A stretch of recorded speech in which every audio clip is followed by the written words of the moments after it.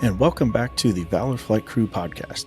In this episode, we're talking about something that doesn't always get the attention it deserves, and that's taking care of ourselves as EMS professionals. We are constantly focused on helping others, but the truth is, if we're not well, we can't give it our best out in the field. So in this episode, we're going to dive into the Fit for Flight initiative, a push to bring awareness to a triad of physical fitness, mental wellness, and nutrition in the EMS world.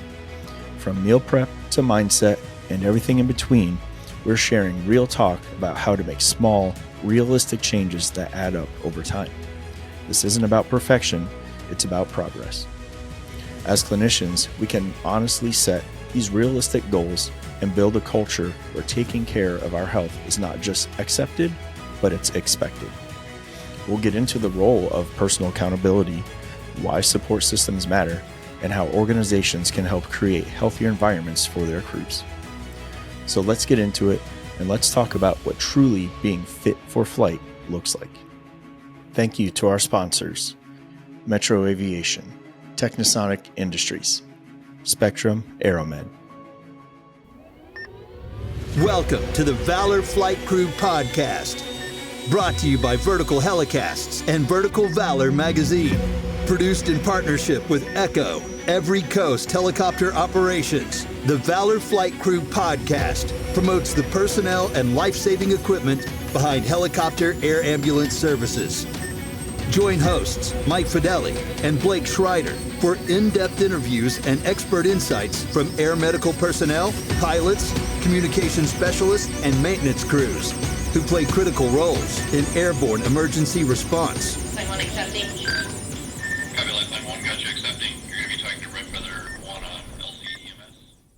So if I can ask just for, some advice from the two of you guys, I look at myself and my daily lineup for my schedule, right? And things are usually packed solid and busy. A day off doesn't feel like a day off. I constantly have things that are going on. How does someone like myself be able to make those healthy, conscious, nutritional decisions going through those days when I feel like, I'm not alone in this, and I feel like there's a lot of professionals within our industry that struggle with being able to have that forward thinking or have the time to have that forward thinking and do that meal prep. So if I'm not able to do that meal prep, what kind of goals or rules can I try to stick by that'll help to steer me in the right direction, maybe not throw off that 80-20? So okay. One, the best thing that you can do, if at all possible, is to find places in there where you can build in that time. If you have to, I know no one likes to say this, but if you have to get up a little bit earlier, or you have to take a day that's just meal prep, that's going to make a difference. However, I had to say it. I had to say it. But, you can do it, Mike. There, Vince. Thank you. But if you're trying to do this, and it's absolutely not an option, and I get that, it's absolutely not an option, look for whole food sources. Look for things that don't have an ingredients list. Right? Nature has provided us, God has provided us with protein, meats, right? Chickens, beef, bison. These are our proteins, right? It's provided us with carbohydrates, potatoes, rice, legumes, things of that nature, and has provided us with our sweets, fruits, right? Honey, stuff like that. So if you can search for these whole food items when you have to choose, right? And just be conscious of the decision you're making, then you can, with relative comfort, target where you think you need to be or where you're supposed to be in general, right? So, I'm conscious of the fat that I'm consuming, right? So cashews and almonds and things of that nature, those are high fat products, like peanut butter, right? Peanut butter is not a protein. Peanut butter is a fat that has some protein in it. And you just made everybody sad by saying that. I'm so sorry. It was something that I had to learn because a scoop of peanut butter turned into 4 scoops of peanut butter. I was like, it's protein, I'm good. Right, yeah. And then I tracked it and I was like, I just ate 1,000 calories of peanut butter. No. What happened? Right. So, there are ways to just target those whole food sources. If you're feeling hungry, drink some water. If you're still hungry, right, have some like I'm gonna take go a ahead walk. and drink my water right? now. Drink your water. Right. All this talk about food. Try and take a walk. Try and move your body a little bit. If you're still hungry after that, try some caffeine, so some black coffee.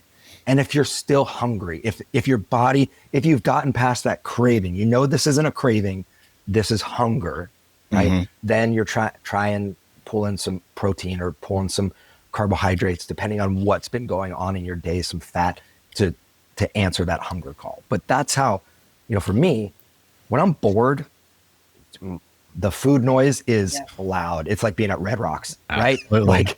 Like it's Absolutely. I'm like, That's the okay. worst part. Right? The food noise is real.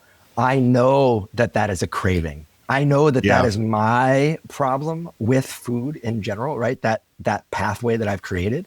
And so I find other ways to keep myself busy. But you have to learn that about yourself. It's kind of circling back to that whole, each person is different. With your, like the schedule, Mike, that you described is the entire life of EMS, right? And that's why our culture is so bad with the 75% obesity. The only way, if you do not prepare your food, you're not going to be successful. I don't know. I wish there was a way to sugarcoat that, but honestly, there's not. If you don't plan ahead, your only option are the Uncrustables that everybody seems to love and all the bad stuff.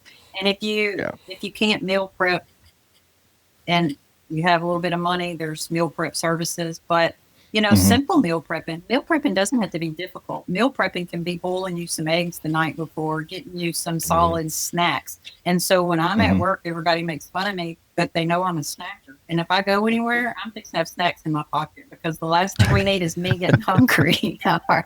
I get a little angry. The hanger is real. It is so real. My partners actually carry emergency Scooby snacks and they should, specifically for me. And they should, because it is real. There's nothing worse than being on a long distance transfer and starving, right? And if you can't bring your meal prep and you've got whole snacks and not just like candy bars and stuff, because that's going to last for 10 minutes. And then when you come off of that, you're going to feel worse than you did. So it's the whole food snacks that we can buy, the beef jerky, the boiled eggs, which nobody wants a boiled egg in their pocket. But I'm just saying, if you ate it on the way out the door, you could save yourself some misery with that. But the whole point is we don't have time.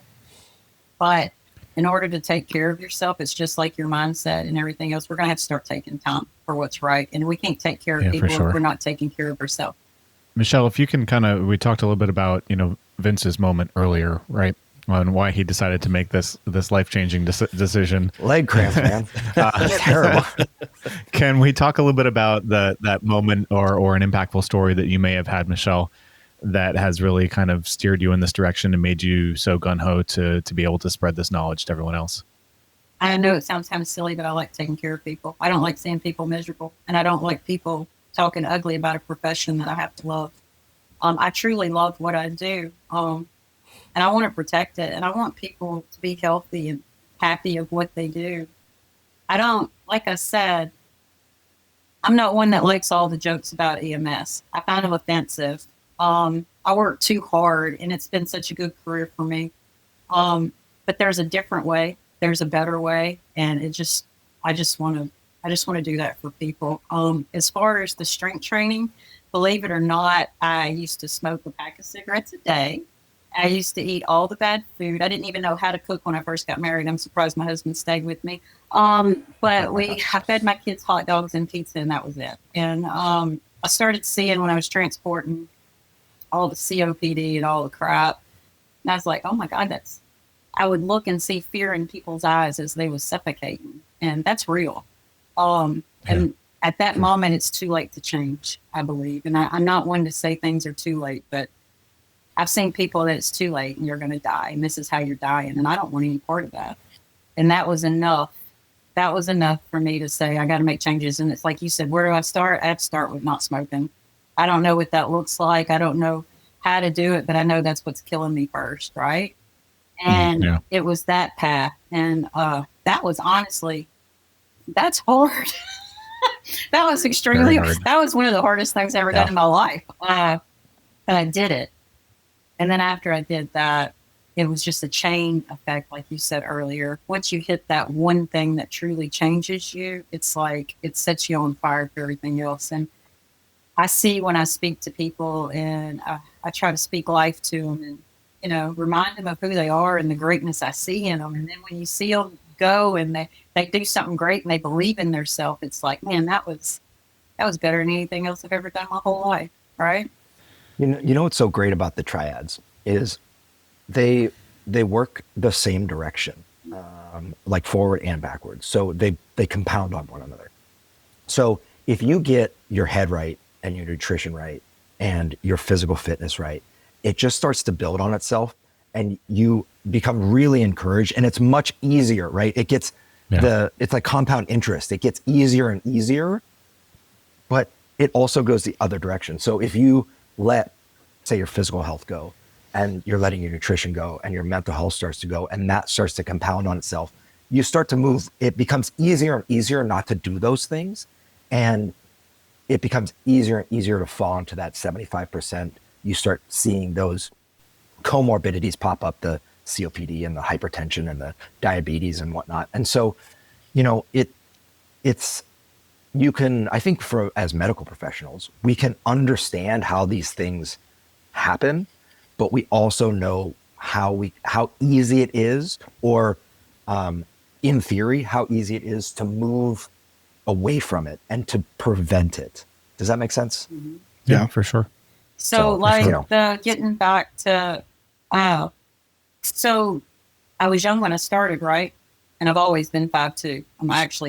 I don't know when that shrinkage is coming, but I hope it stays off, because I can't afford to lose too many more inches. But I've always been self-conscious about my size, because back in the day, EMS was a man's world, right? There wasn't as many women when I started as there are now, which is flourishing now, and that's wonderful. But I didn't want to be the blunt end of the joke, of not being able to do my job. So I have always wanted to be strong, and I'm still not the strongest out there, but I do pride myself on being 5'2" and able to carry my own weight. And leads up to a story I was telling Vince about.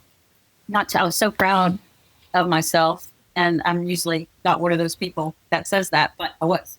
So we took a patient to the trauma center that fell off a roof. He fell off a roof, they said 20 feet, and he's actually doing really good, thank God. But our trauma center is 5 or 6 floors, and we land on the roof, and he's on a scoop stretcher.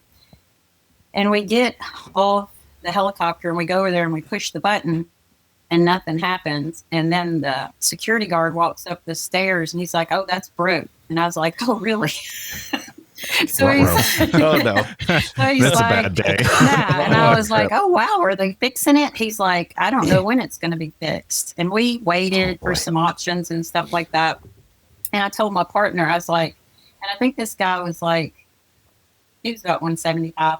I told my partner, I was like, "We're going to have to carry him down the stairs." And he's like, "Really?" And I was like, "Yeah." And so the deal was, there was another elevator on another floor, but it was on the 5th floor. So we're sold into this, and this is what we're fixing to do. We're fixing to carry.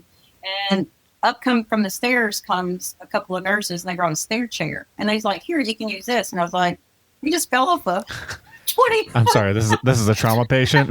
Yeah. I don't think that's a good We idea. will not be using a stair chair. Yeah, No, we will not. So it's like, I'm going to not do that. Thank you so much. A for effort. So me and my partner, we picked him up on the scoop. The only thing I wasn't worried about myself. I knew in my mind I could do this. This is one of the benefits of training so hard. Every day I could pull my own weight today. I was more worried about the scoop, not scooping. But we did. Me and him together, we carried this gentleman down a whole flight of stairs in the humid South, right? And we get him on the 5th floor to find out that the stretcher won't fit in the elevator. So then we had then we carry him around to the other elevator, and we actually set him on the floor in the elevator so we could go down and get a bed. But needless to say, being 5'2" and to be able to carry a grown man down a flight of stairs made my heart happy, right? That's why I train. I don't train for all the looks and all the vanity that comes with it. I want to do my job, and I want to do it great. And that's part of it. It's sure. part of my job duty. If I can't do that, I have no business being there. That's an awesome story. Can you do the job? Yeah, exactly. And can you pull your weight? You know, I mean, we often joke like the amount of stuff that we bring with us, like our first in scene bag. My one partner who is probably about your size, Michelle, was telling a story the other day about how she, you know, normally feels like she can, you know, bend down with the bag on her back and be able to do what she needs to do, and then pick right back up and get on her way. And she happens to be pregnant right now at the moment. And so her center of gravity was a little bit off. And so when she stood back up, this big old bag toppled her over backwards like a turtle on her back. Wow. Once I was done laughing, I made sure that she was okay. But no, these are like the little things that like she prides herself on being able to do all of those tasks. And she's somebody that is able to probably outperform most of the guys that we work with, just because of her mindset and her the way that she takes care of herself. So I found that story a bit comical, but at the same time, you know, I certainly, you know, see where you're saying, and that's a pride moment for you. Like that's something you want to be able to be that active member of that team, and to be able to, you know, when you set a goal out there, to accomplish it. Yeah. And, you know, we're all going to meet our limits. Just because I did that don't mean I'm not crazy. I can't lift the heaviest man out there and stuff. But here's the thing. What if I wasn't able to do that? What if I'm not able to take care of my partner when something bad happens, right? What if I don't have the strength? What if I don't have the tenacity or, you know, the mental resilience to make me push forward to make sure that he's okay? Because I love my partner. He's one of my greatest ones, and I want to be able to take care of him. It's more than just me, you know. Right. It's more about them and showing up for them and being ready for them. It's so much more than what people think it is. And we've all been there, right? In one way, shape, or form. So if Michelle in that situation can't meet the physical demands and she starts to get frustrated and mad, I'm not doing this.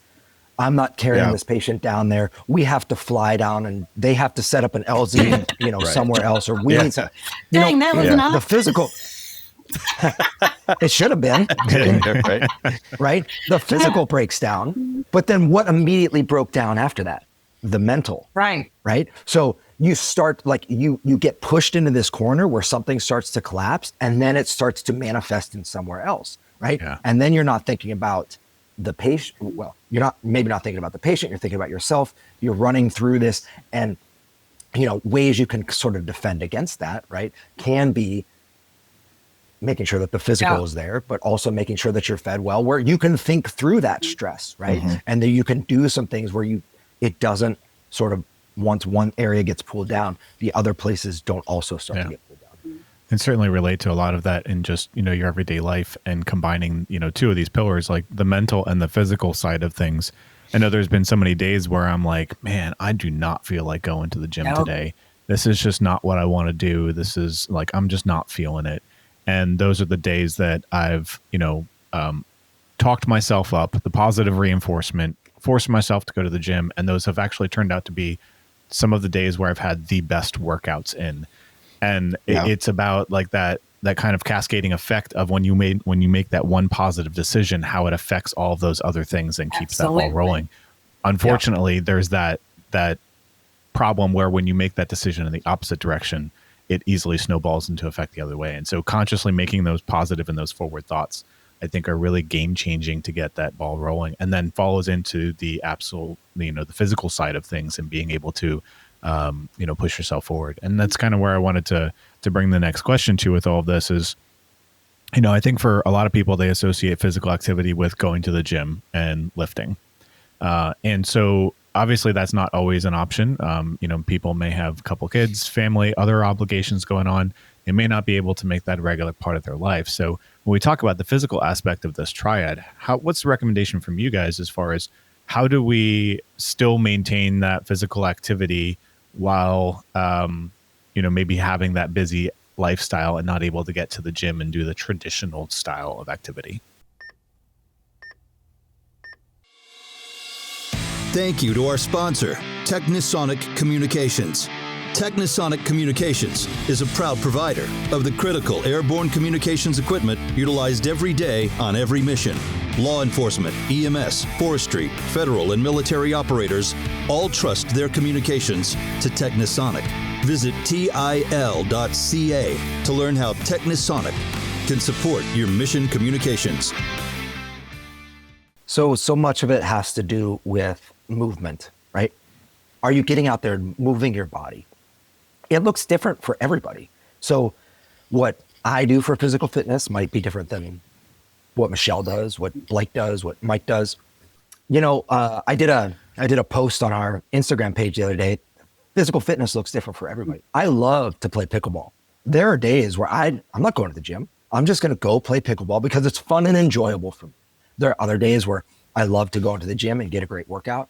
And then there are some times where I want to get on the Peloton and I want to just go for a ride and I want to have, some cardiovascular engagement, something along those lines. So if you find, and again, it goes back to what we were talking earlier about that lowest hanging fruit. What is most enjoyable for you? What do you like to do, Mike? That when you go and you think of exercise, what's the most fun for you? That could be yoga, that could be running, swimming, pickleball, basketball, CrossFit, high rocks, there's a whole wide range of things that you can do that keeps your body moving. Yeah. And we've all seen this in medicine. What happens when our patients become immobile? How quickly do they decline?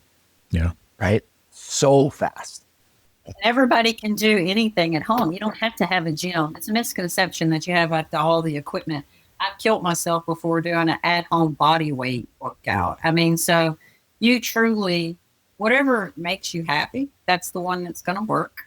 Nobody wants to do something that they're miserable doing the whole time. Just like anything else, you won't be successful. But your body itself is the weight that you want to move, and you want to move well. So even if you didn't have time to go to a gym, you taking 20 minutes to do some simple body movements is going to add to your ADLs. And honestly, that's what it's all about as we age, right? When I want to be able to take care of myself. I do not, God forbid, somebody has to take care of me one day. I want to do it as long as I possibly can. And a body in motion is going to stay in motion. Yeah. And I think that was the toughest thing for me. I think when I started going back and working, over the years, I've always tried to maintain a gym membership, and I, volunteered to that cause every month and didn't really follow through with, going there on a regular basis, but I belong to a gym. Right. And so when I did go, I was, trying to eat better, and I was like, I need to lose weight. And that's all I focused on was I need to lose weight. And I just started doing cardio, and I hated my life. And I wouldn't stick with that plan because it just wasn't what worked for me. And now that, over the past year and a half, I've really I've completely flipped that, and where I'm doing more of the lifting side of things and a little bit less cardio.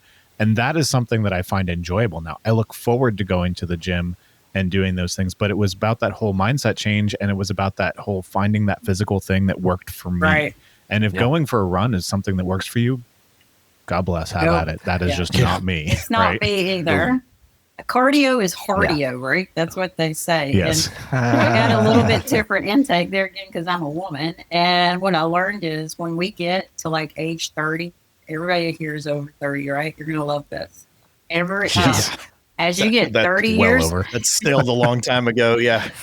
We all know I'm the oldest here. So I got yeah, but you look the youngest, Michelle. Yeah, you look the youngest. Really does. You look the youngest. So when you get 30 years old, and I got it written down, you start losing 3 to 8% per decade of your muscle mass and bone density, right? That's just... Was that for males, females, or just 30 in general? That's the age 30, and that's the percentage based on males. Females is a little bit higher than that. Ours starts to change when we really get to 40. Ours kind of double shells where we're losing that muscle mass and bone density. So premenopausal, things like that, I can lose up to 20% within 5 years. 20% of my muscle mass and bone density is huge, right? That's where all the breaking a hip and all this comes in. But the great news is, if I want to work for the rest of my life doing strength training, which I do, I want to be that grandma that's still pumping iron in the gym, right? Mm-hmm, absolutely. So what that does is it combats the changes of aging, and it does that in males and females. That's why resistance training is huge. out of everything we do. And like you said, Mike, a lot of people are focused on calories. I got to lose weight. Calories. I got to lose weight. Right. That is great because we all want to look good. But honestly, it comes back down to health. It comes back down to muscle mass, because muscle mass is a sign of longevity. Muscle mass is actually a sign of good health. So all the research is showing that the more muscle mass you have, the actually healthier you are. They're looking at that more than they are the BMI and things like that. But the resistance training applies stress to your bones. In this, it actually causes your bone to create more. So that's going to help you as you age to just combat all the effects of aging, the bad things and so if you think about people who are sedentary and they watch a lot of TV and they only move when they have to, when they're doing the calls and doing this, they're losing more muscle mass and bone density than we are, right? Yeah, absolutely. And they're going to feel when you retire, you're going to be stuck to your house, right? And that's not what I want. I want to enjoy my life after this job, because even though I'm passionate about my job, it's not my identity. I want to play with my grandkids and be a part of their life, and I have to get out of this with my back. I was looking for these causes, right? I just wanted my tummy to not jiggle when I brushed my teeth, right? So that was a goal. So the number one way to combat it's the little things, Blake. Get an electric toothbrush, right? Eliminates that, right? I don't think that's the answer. No, problem solver right there. Just high level critical thinking. But I was like, yeah, I got to do something, right? So I looked at, I said, just for me, I looked at things on, okay, why am I getting this way, right? Because it was the crap that I was feeding myself and continually do so, right? So I at one point, that there's so many fad diets, right? There's so many things that are out there. And I think you guys highlighted, you have to find what works for you. My weakness, or the thing that I notice when I wake up in the morning, I'm starving, right? So I'm looking for, I need to eat something good. And then when I just eat something bad, like you guys said, if I'm just eating a carb heavy breakfast, right? With not as much protein, I eat that and then I'm hungry again in like 30 to 45 minutes. And I eat something else that's trash for me, and it just cycles and it continues. When I said, I wake up starving, so I try to find something that's going to stick with me. So I tried at one point looking at just various things, different types of diets. And, when I was on the ambulance full time, and then, or anytime I pick up an ambulance shift now, I would recognize we are a busy system. We're very busy. If I didn't leave the house, if I wanted something hot, I would, when I tried to meal prep something, I could heat it up, and then that's the hottest meal I'm going to get for the day. So I tried to look at what meals could I eat and enjoy cold, that would be good for me. So looking at wraps, I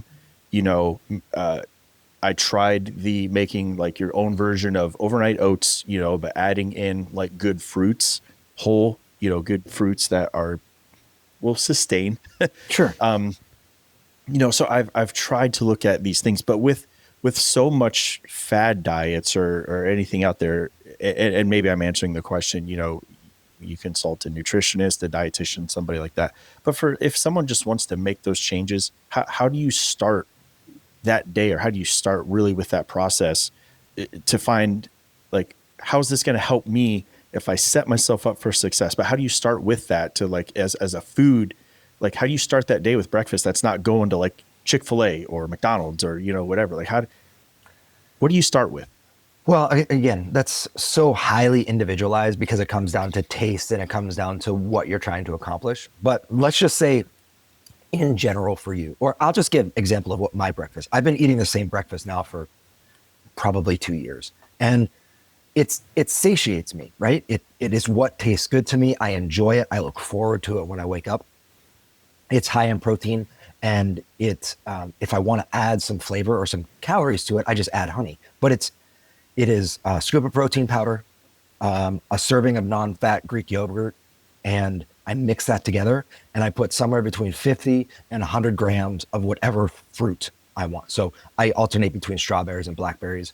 with the occasional blueberry. Those are my favorite. Blackberry's my favorite, strawberry next, blueberries next. And if I need some extra calories in the day, I'll add a serving of honey to it, which is 21 grams. Now, I'm specifically saying how much weight because that's one key part of this that we haven't really talked that much about. In the beginning, it's going to behoove you to actually track how much food you're consuming. Mm-hmm. Now, there's a lot of apps out there. There's MyFitnessPal, and there's different things that you can use. But if you get an idea, some journaling, so you know how much you're taking in, then you can do things to figure out okay, I take in, let's say I journal for a week and I find out I take in 2,300 calories. Okay, not that bad. But then I go and I find out that my basal metabolic rate is only 2,000 calories. And I'm in a 300 calorie surplus, even though I'm eating clean. Right. So there is some science behind this. But to answer your question directly, you've got to find what works well for you. And you have to be trying to reach some type of goal. So I want to get this much protein, this much fat, this many carbohydrates. And those are the building blocks. And then you get to pick and choose what works really well, what satiates you, what makes you feel full and satisfied. I think the challenge from me talking about that though would be like, no offense, Vince, but that breakfast to me does not just sound good. Sure. And I'm just being honest here. Like I want something that not only satiates me, but that at the same time, like, I'm like, man, I can't wait to eat this morning. And that doesn't do it for me. So do you like it? Yeah, absolutely. Absolutely. Okay.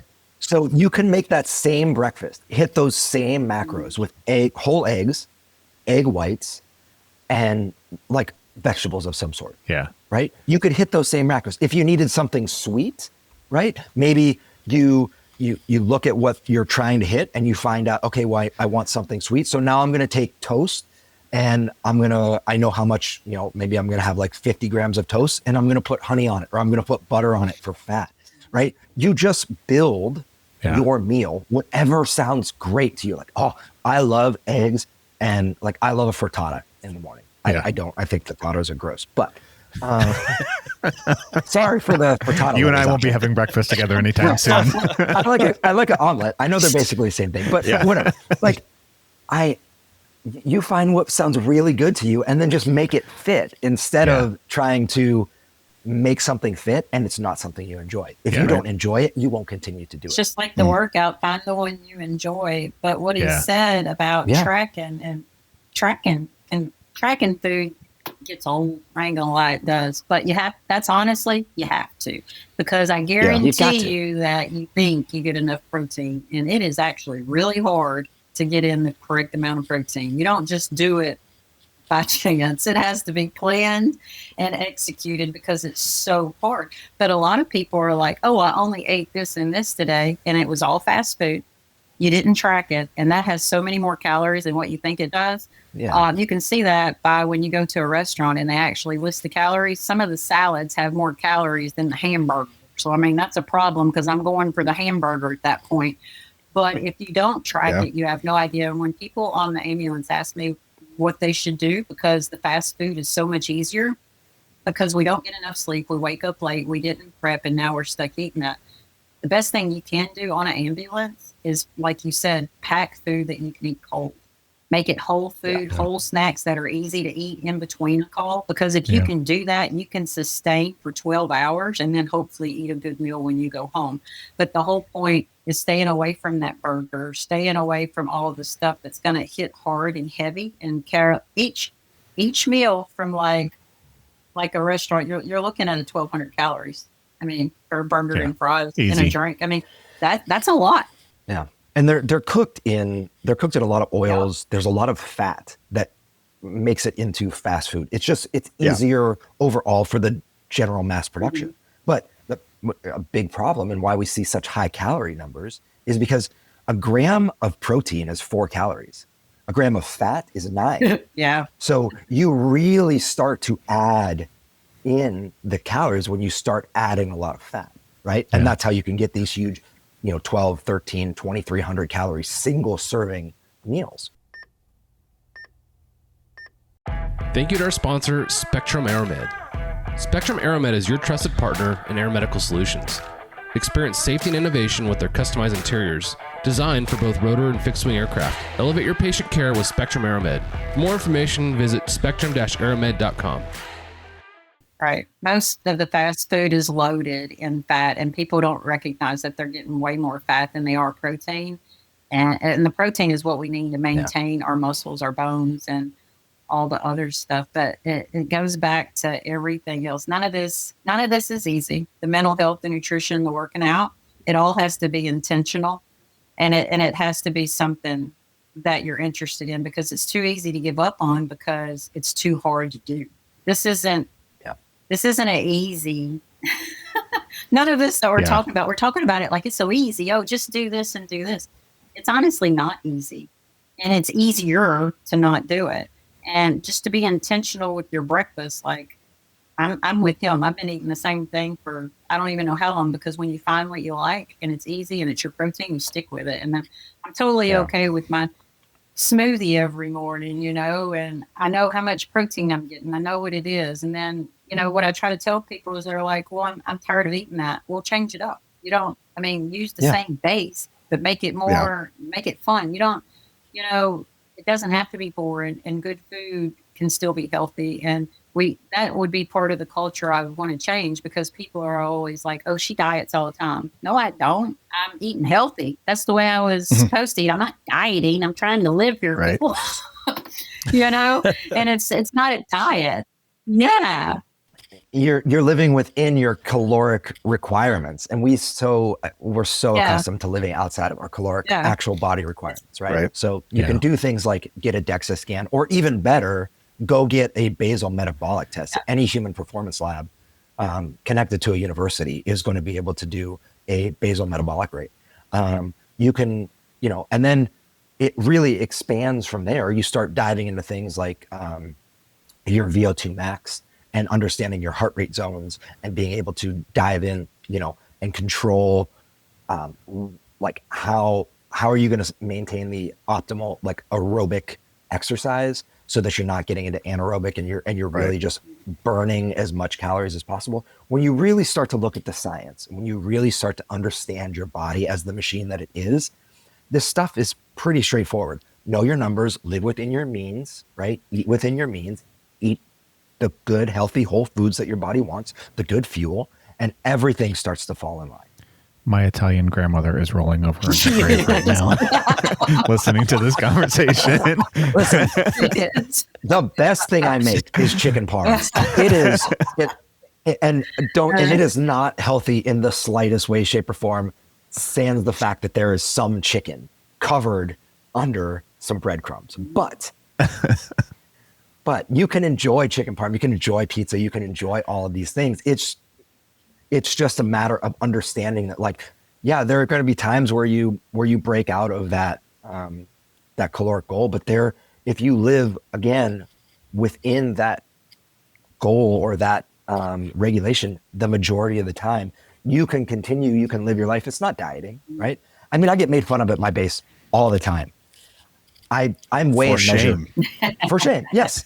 I mean, they're just like, oh, you're such a health freak. You measure your food. No, I know that, like, if I'm doing it visually, I think a serving is huge. Yeah. Right. I'm like, oh, I get all of it. No, it's actually much less than that. Right. And if I don't do it that way, I'm wildly out of place. That works for me. It doesn't work for everybody. I am too, and that goes back to the peanut butter. Until you've really measured a tablespoon of peanut butter, you ain't never been so disappointed in your life. Is this like a level tablespoon, or like, are we talking heaping? Right, yeah. Which type of tablespoon? I'm going to do rounded because I want the rounded, and I'm just going to live the rounded. But I used to eat peanut butter thinking, oh, that's just 2 tablespoons. And then one day I measured it, and I was like, what the crap? That is not. I was so disappointed, and but unless you measure it, you don't know. And I know it. So some that sounds extreme, measuring your food, but I guarantee you, if you tracked your food a week, you'd be shocked. You'd be shocked. So I'm gonna open probably the hardest door and probably the hardest conversation, and I want to talk coffee for a moment. All right. So, and Let's I talk know the coffee. last time that we spoke, you know, I love coffee, and I will tell you, I avoided coffee in this career for the longest time. I really probably, well, not probably, I did not drink coffee my entire life, probably up until about when I started flying, and maybe slightly just before that. And I don't like sweet coffee, but I do like creamer, Yeah. right? So, but I like my foo-foo creamer, so I don't use sugar, but there's enough sweetening stuff in the creamer, right? So, like right now, I'll tell you, so I made some changes. So I found a low acid coffee, roasted coffee. So a little Yep. manatee coffee, not sponsored. It's great. Manatee coffee is good. You can find it The at Costco. coconut is Yes, so good. it's like the coconut caramel hazelnut, Yeah. whatever. Yeah. And it's not sunscreen for the haters. It doesn't taste like sunscreen. It right? doesn't. And every bag that you buy there's money Saves the donated to manatees. manatee rescues. Yes. This is Florida. This is important. I lived in Florida. The It's our manatees, the second- sea potatoes are Yes, amazing. Exactly. Sorry. So I try. I've kind of switched to this manatee coffee. I suffer from heartburn. It's 9,000% exactly. It's my diet. So yes, Sure. I will overcome that. I want to get off omeprazole. But Vince, Michelle, you guys were kind of bringing this up as we were kind of, highlighting what, how we want to talk about this podcast. But so you said it was about getting used to making the changes of the type of creamer or the pollutants, as I call it, that I put in my coffee, Yeah. right? There are some coffees that I think are really great that you can drink black, and I envy the black coffee drinkers that just do it day in and day out, right? Yeah. So I like, the coffee thing, and creamer, right? So I'm trying to reduce the amount, right? So I bought this other like powder, like additive, right? So it's supposed to like promote wellness and stuff. And it has like cinnamon, anti-inflammatory, and it has like I think it's like a powdered coconut type of a collagen, that has it. So I was really trying to mentally like this additive, right? To make it. It's not bad. I'm slowly getting there, but I have made steps. I've reduced the amount of creamer that I'm adding to it. That's the foo-foo crap, Sure. stuff that's in the creamer, right? So I will attest there is something to be said about willing your mind to kind of reduce that, and it just kind of becomes normal over time. But with Let's Talk Coffee, this is what we do in our industry, right? If it's not Monsters, or maybe you pair them both together, I don't know. That'd be wild. Yeah. Yeah. Right? Yeah. But it's one of our biggest things. It's available in every hospital. And when you go refuel, right? It's at every FBO. There's coffee. There's something everywhere, right? So for somebody like me, that I really do enjoy coffee for the coffee, and I'm probably being a hypocrite by saying I enjoy coffee for coffee, but yet I'm adding stuff to it. But I'm trying to get there to that point where there are the benefits of coffee in smaller amounts, right? So it's a small amount, right? Like if you look at other cultures, like a traditional cup of coffee is like 6 ounces or less, 4 or 6 ounces of coffee. It's not this 12 Giant 15-ounce cup of coffee that is like. This was 12 ounces when we started recording. This was 12 ounces, right? But that's not like traditional. But I'm trying to get to that point. I'm trying to make some of these changes. So I don't know. I know we all have our coffee things, but I think that, alternative sweeteners, maybe that are plant-based, that are not like a Plant-based ones monk are fruit good. sugar, yeah, right? Monk fruit is supposed to be good. And I was like you, like I drink a lot of coffee, probably more than what I should.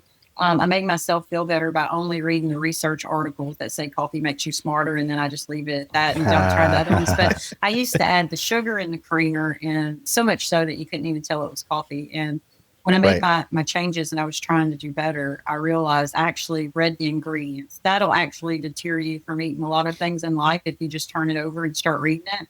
Mm-hmm. So I was reading the amount of sugar and everything that I was putting in my coffee.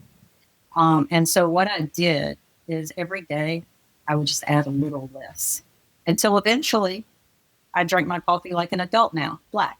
And and I don't need anything for Mike's so happy. Yeah.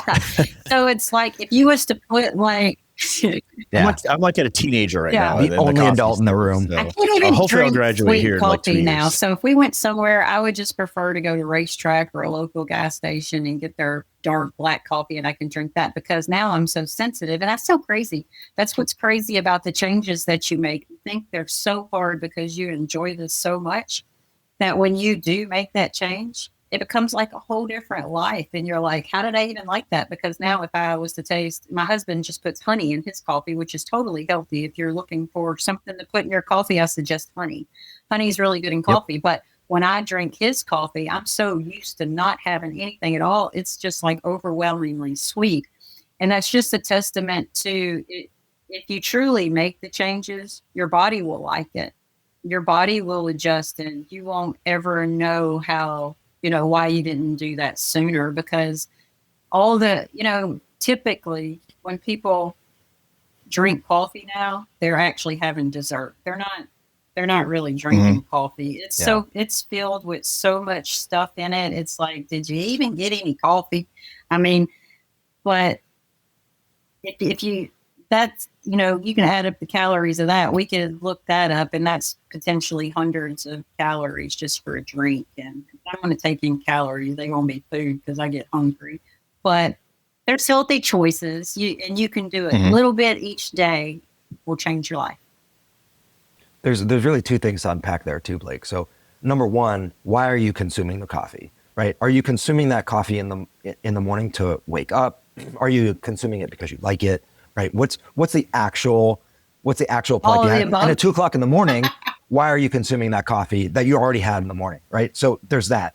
But to what Michelle's talking about, and this is well studied, is that as you make those changes, you actually change your taste buds. So your taste buds, your body adapts to liking the natural whole food source more than the additives, right? More than the artificial sweeteners that are 300 times sweeter than something like table sugar or honey, right? So if you need some of that sweetness because your body hasn't adapted yet, or you're in that process, honey and maple syrup, phenomenal. Yeah. Right. So I tried using, I think it was either heavy cream or regular cream. And then I sweetened it with just straight up grade, AA maple syrup. I paid $50 for like this little thing of like Vermont, real deal syrup, right? But I understand what. Yeah, that's true. Yeah, but I understand why it was $50. A straight treat a table. Yeah, right. So I tried that, and I liked it. I thought it was pretty good. I didn't think $50 was like going to be real sustainable over time. But Vince, I think you said a real thing. Why am I drinking the coffee? Yeah. Well, I think it's both of those. I suffer from horrible sleep. I'll be the first to admit it. I'm taking trazodone now. I'm trying to try to sleep. Right. I'm taking a half. Because I want to be able to stay asleep. I can fall asleep and I wake up, and then it's the anxiety that kicks in. And as a culture shift or change, right? The shift schedules, horrible, right? But what other choice do we have? Emergencies don't stop at like 9 p.m., or when you go home, right? This is there's a 24/7, 365 need for help, right? So that's never going to go away. But a cultural change to that is, I'm drinking the coffee because I didn't sleep that great. So I'm waking up in the morning to try to get this caffeine boost to get me going. Right. So I do that, but I also like the taste of coffee. So I tell myself my justification is, well, I do like the taste, and the added benefit is I'm going to get the caffeine from it. But then when I eat something that's obviously not good for me for breakfast, then I get to work, and by 8:30, I'm ready for a nap, because I've crashed, right? Thank you to our sponsor, Metro Aviation. Metro Aviation, the world's largest family-owned aeromedical operator, offers comprehensive aircraft services with 140 plus aircraft in over 25 states. The Completion Center installs medical and law enforcement kits and avionics, serving diverse aviation needs including offshore, utility, VIP, and corporate sectors. That food is going to help with that. We talked about like it's hard and all, and it's hard, right? But if we can get to that point, you're going to benefit from it in so many ways that it's going to be worth it, like your sleep. All right. The research shows that when we eat, not only does it affect our brain, but when you eat, we have to change our mindset because it's actually fueling the cells of your body. All right. So when we fuel our cells with food that's not real food and it's processed and all these oils and everything, it's going to cause us to be sluggish. It's going to cause us not to sleep well. And we're going to reap the benefits of that. If we could get to the point where we recognize that in the whole foods and we start intentionally feeding the cells of our body what they want, your body is going to thank you for it by being able to sleep better, right? And all like the whole triad and all the three things, the mindset, the nutrition, the moving, they're all together. They really are. They're intertwined together, and your body can rest like it's supposed to. You can think like you're supposed to. We're so used to the American diet that it sounds foreign when you say the stuff that we're saying today, right? Right. But people are on meds for all of this, anxiety, depression, losing weight, all of this at some, and I'm not saying medicine's bad. I would never say that. No. But at the same time, we have to help ourselves, right? We have to make the hard choices and be disciplined to what happens when I eat good for a week? How do I feel? And, measure that. And when you see that it's working, it's like doing that check mark on that checklist. You're going to want to keep doing it. You like to feel good. We want to feel good.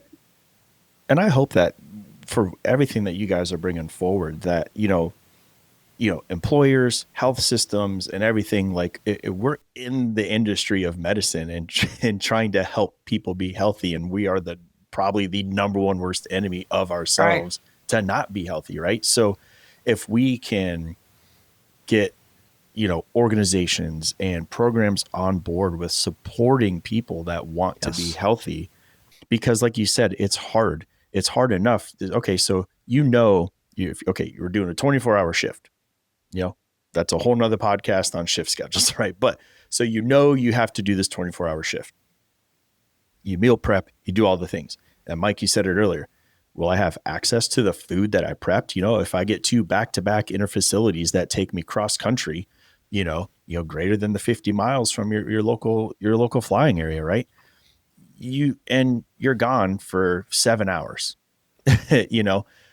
Having things supported by programs and organizations, not only just from the personal accountability, but it can help our personal accountability if someone else is also on board to support us to be able to maintain being healthy and, physical things like that. So how can we shift that change to show employers alike, health systems so when you have people that are personally accountable to that, how can we make that change to show, hey guys, this is what we need. How can we be supported with that? How do we show them what we need? At the organization level, right? How do you make change? How do you get something moved forward? You have to show the evidence. And luckily, this is a heavily studied field. Mm-hmm. So it's bringing forward the evidence and having top-down leadership that can look at this and say, we're asking our people to take the absolute best care of the patients. It is our responsibility at the leadership level to take the absolute best care of our people. And that is providing them with healthy food options, right? Sleep hygiene aids, so things that can help them be as efficient as possible when they're on shift and off shift, right? Physical fitness equipment so that they can stay healthy and they can prevent injury. This is all organizationally going to, and I got to say it's going to save them money in the long run from the insurance costs, right? People aren't going out on injury leave as much. Workman's comp, things like that. Yes. The number of people, we've all seen people get injured trying to pick up the scene bag, right? Whether it's a shoulder or a back or something along those lines, boosting a patient, whatever. Yeah. So we have to root in evidence. We have to root in science, which is what we already do in medicine. We have to make that strong case, but the leadership has to recognize the people that they hire. It's their responsibility for the clinicians to take care of the patients, and it is the organization's responsibility to take care of the clinicians. And that is a holistic approach, not just, oh, well, we have some mental health services here, you can go over there. Right. It's like, no, there is far more to this that plays into mental health than just, go talk to one of your peers if you had a bad call. So I think this is very multifaceted, right? When you look at the whole big picture of it, because while, most of what we've talked about is very individualized and individual discipline in being able to accomplish these three pillars, right? And now we're starting to talk about the organizational components that can help to assist in that. But then there's also the old mantra of you can lead a horse to water, but you can't make him drink. So there's that culture change that goes into it as that other aspect. So how do you, what's the best way you guys have found in your practices and in your departments to be able to kind of change that culture, not just on a leadership level, but on a crew level, to be able to impact things in a positive way? So, and I'll let Michelle speak to her experience with this, but with mine, it's what we talked about earlier. You kind of have to be squared away. If you square yourself away, you are that person that, when we talked about surrounding ourselves with positive people who are making good changes, you're that for somebody else. So if I'm squared away and I'm eating well and I'm doing the right things, my partner or the people that I work around may actually pull some of that energy into their own space. Mm-hmm. And then we start having these conversations. I mean, in my experience, I have seen some of my partners and some of the people I work with do more physical activity watching me meal prep and work out on shift than I had seen before I was really doing those things, right? And before I was really making that a focus. So are you the person who's taking energy away from someone or putting it in?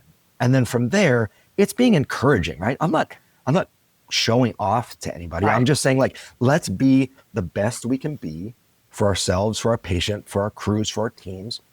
And let's not settle with complacency. We stay on top of our intubations. We stay on top of our skills because it's what we have to do to be good at this job. We can hurt and kill somebody easily. Yeah. Mm-hmm. Well, okay, I'm doing everything right to not hurt and kill my patient, but I am literally hurting and killing myself on a daily basis because I'm just not taking the little bit of extra time to meal prep or to track my macros or to get some extra exercise in when I otherwise don't want to. No, I think it's, like I said earlier, I think one individual can change the culture. As I happen to be on a wonderful shift right now where I'm surrounded by like-minded people. We like to get to work. We like to work out. We like to do calls. We're not going to complain. We're not going to be negative. But even in those environments, and I've been in those environments, and it's one of those other things that it's easy to say, it's hard to do. I try not to let it affect me. I have learned that if I just be me and be true to what I said I was going to do, and that's that extreme ownership I said I was going to show up with, what I found is sometimes it actually inspires people and it makes people ask about food. I've had people come up and ask me, how do I lose weight? How do I do this? And, it opens the door whenever they see you doing it. So I always tell people you can affect your change, even if it's not at administrative level, you can make change. We don't need titles to be leaders, right? We show up and we do the job. And then when you take extreme ownership and people see you wanting to do your best, people see you actually loving your job, that should inspire them because it's really hard to stay in an atmosphere when somebody's that positive. It'll get on your nerves and you'll want to leave, just like it's equally aggravating to be in an atmosphere where everybody's negative, right? It's completely draining. But I always tell people, if you want to change something, let it start with you. Be that light in there and make the changes. With Fit for Flight in its inception, I was blessed at the fact that I had the idea, I seen the need, and I took it to my leaders. And they said, yeah, go for it, do, whatever. And that's how it come to about. So, everybody knows about it now, and it's part of our culture. I can't say that everybody there is working out and everybody's doing that, but There's so many good things that's come from Fit for Flight, like our peer support program, being a mentor, everything. Everybody will benefit from it. And it just takes one person to come in there and do it. You know, we have the responsibility to be good stewards of this information, right? To share it with people and to pull everyone forward with us, right? We should want to, if you identify somebody who's struggling clinically, the goal should not be to oust them. Right. It should be to pull them forward and to build them up to meet the standard, right? Same thing with this. If you see somebody that's struggling, the idea should be to pull them forward and to support them into being the best version of themselves, right? And that's what we're trying to do. We're trying to do it at the individual level, and then at the base cultural level, and then finally at the organizational level, where we can actually take the industry and get people to recognize that this is vitally important to the clinical health of the clinician. It's a safety factor when you think about the three going in together, and you want your clinician to be the best operating around a $1 million aircraft and doing some things that we do. You want your clinician to be at their best, and that's across the board. Vince and I are working together now on actually a program to put the Fit for Flight and the actual model to actually take to other bases, and even on a crew level, be able to put the program into effect, because who knows better this job and the stressors that we deal with and how to combat them other than us. We all face the same things every day. That's why Echo's so great, and that's why I've always loved Echo. If I have a problem and I'm suffering and I really can't speak to anybody else, I would absolutely call somebody that knows exactly what I'm going through. That the same thing is with everything, with our mindset and our nutrition. We know the schedule. We know what hazards, we know what it's like to get your teeth kicked in 24 hours and what you're supposed to do with it after that. Who better else to help you than the person beside you? You guys, Michelle, you brought up earlier, it's, you would think we would learn from the things that we see day in and day out, right? What better is it, and not at anybody's expense. It's just reality, right? When you have that patient, like you said, when you see that patient that's just struggling to breathe, struggling to overcome this, heart attack or stroke, we see it day in and day out. And you would think that for us as providers, for what we see, that would be the wake up call. And I am the number one most guilty person of that, right? And maybe it's because I'm ignorant to it, or I don't want to acknowledge it. Like I'm in denial, right? Not that this is an intervention session for me, but I knew that going into this podcast that I could, but it really can be, right? So like, how do I start, or how do we start? And I think you guys really said it best. Michelle, you said, when we see that person, that it's too late. If you were on that other side of that, then unfortunately for that patient, it's too late. And maybe they're at one point where they're like, I shouldn't have had that burger, or I should have made some better choices, right? But it's so multifaceted.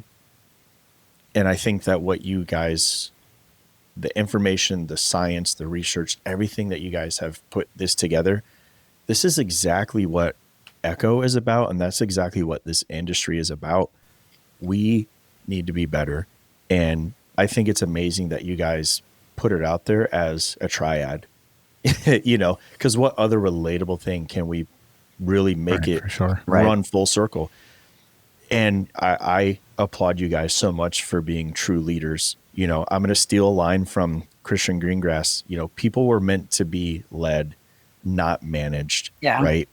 Yes. And it's more than just going to annual clinical competency, right? It's more than just checking these boxes, or that, I am a firm believer in, I want to know why I'm checking this box, right? I want to know why I'm doing all these things clinically for the patient.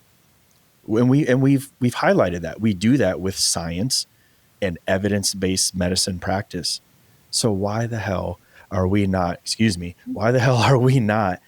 it again, being more disciplined intentionally, right? Like, we have to be better for ourselves, and, making these good changes.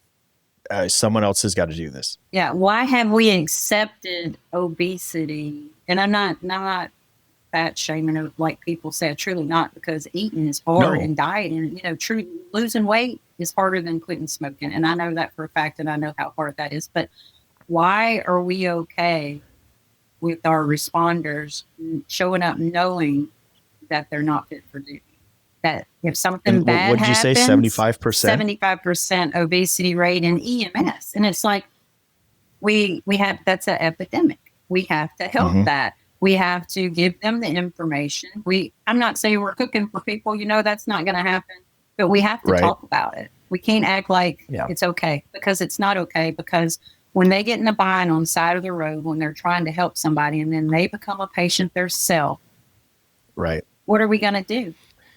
I don't think the fire service would accept 75% of men and women employed in the fire service. I don't think they would accept 75% of them being obese. Same thing with the military, right? Or any other type of job that demands a physical regiment to that job application every day. And you guys are so right. Why are we as EMS being okay with that? And we shouldn't. I think they forget how strenuous the job is. And they, like I said, it's such a, they're not in the limelight like cops and firemen, but people forget all the lifting, all the precarious positions we put ourselves in just to move and manage patients. You should want to promote that. You should want to do something about that. And I'm still wondering what the best way is to attack that on an administrative level. But being fit for duty is no joke, and it should be a job requirement.